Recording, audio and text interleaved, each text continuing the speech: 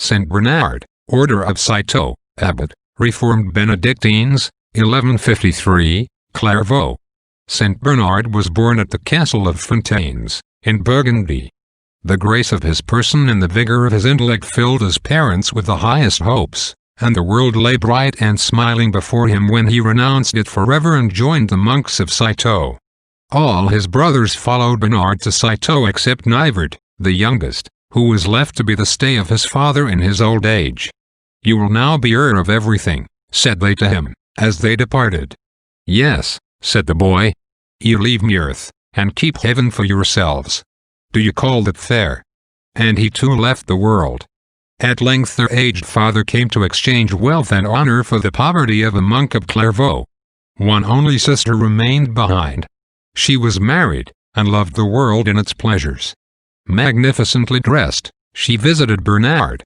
He refused to see her, and only at last consented to do so, not as her brother, but as the minister of Christ.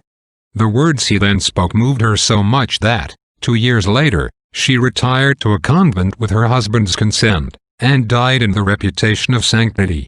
Bernard's holy example attracted so many novices that other monasteries were erected, and our saint was appointed abbot of that of Clairvaux. Unsparing with himself, he at first expected too much of his brethren, who were disheartened at his severity. But soon perceiving his error, he led them forward, by the sweetness of his correction and the mildness of his rule, to wonderful perfection. In spite of his desire to lie hid, the fame of his sanctity spread far and wide, and many churches asked for him as their bishop. Through the help of Pope Eugenius III, his former subject, he escaped this dignity. Yet his retirement was continually invaded, the poor and the weak sought his protection, bishops, kings, and popes applied to him for advice. And at length Eugenius himself charged him to preach the crusade.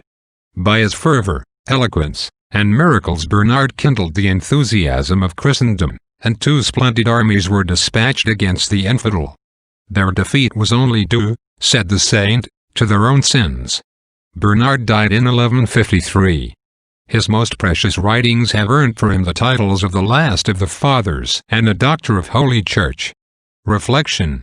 Saint Bernard used to say to those who applied for admission to the monastery, "If you desire to enter here, leave at the threshold the body you have brought with you from the world.